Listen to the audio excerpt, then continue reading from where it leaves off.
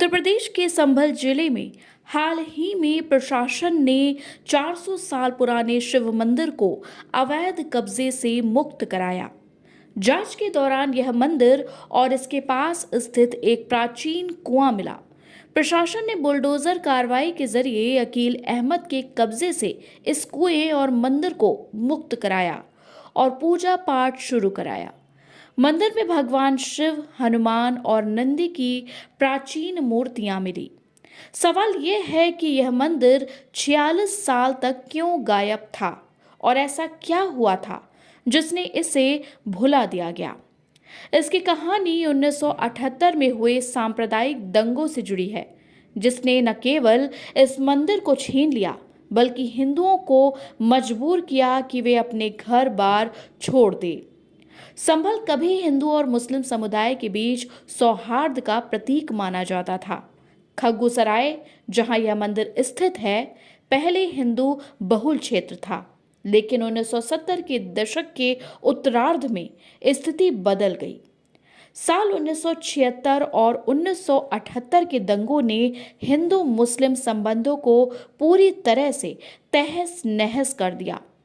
सरकारी आंकड़ों के अनुसार संभल में आज़ादी के बाद 14 बड़े दंगे हुए।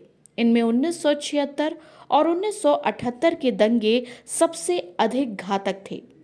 संभल में साल 1976 में जामा मस्जिद के मौलाना मोहम्मद हुसैन की हत्या से पहला बड़ा दंगा भड़का।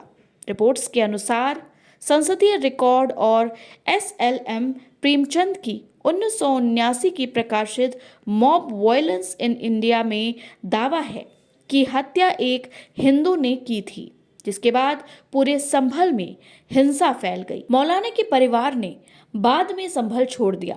दंगों के बाद खग्गूसराय क्षेत्र से हिंदुओं ने पलायन शुरू कर दिया। कहा जाता है कि 1976 में ही मंदिरों को ताले लगा दिए गए और खग्गूसराय धीरे धीरे मुस्लिम बहुल क्षेत्र बन गया। 29 मार्च 1978 को संभल में एक और बड़ा दंगा हुआ। यह दंगा मंजर अली नाम के व्यक्ति और उनके साथियों द्वारा ट्रक यूनियन और डिग्री कॉलेज के मुद्दे पर की गई साजिश से शुरू हुआ। मंजर अली डिग्री कॉलेज की प्रबंधन समिति का सदस्य बनना चाहते थे, लेकिन प्रशासन ने उनकी मान्यता खारिज कर दी। दरअसल तब 10,000 रुपए देकर कॉलेज के मैनेजमेंट में लोगों को शामिल किया जाता था, लेकिन मंजर को मना कर दिया गया।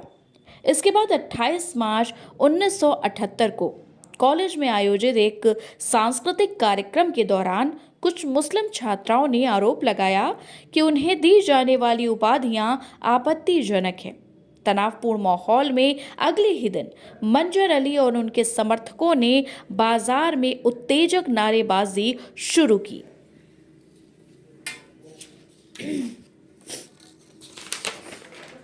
मंजर अली के नेतृत्व में मुस्लिम समुदाय के लोगों ने दुकानों को जबरन बंद कराना शुरू किया। जब कुछ दुकानदारों ने इसका विरोध किया तो लूटपाट, आगजनी और हत्या का सिलसिला शुरू हो गया। इस दंगे में मुख्य रूप से खग्गूसराय, सर्राफा बाजार और गंज क्षेत्र प्रभावित हुए। मुरारी लाल नामक व्यक्ति की दुकान में आग लगा दी गई, जिसमें कई हिंदू परिवार फंस गए।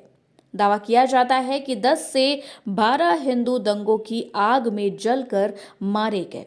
दंगे के दौरान अफवाहें फैलाई गई कि मस्जिद तोड़ी जा रही हैं और इमाम को मार दिया गया। इससे मुस्लिम समुदाय और अधिक आक्रोशित हो गया।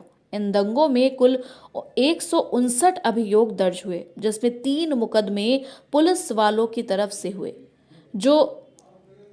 तो बाकी दोनों पक्षों यानी हिंदुओं और मुस्लिमों की तरफ से दर्ज कराए गए।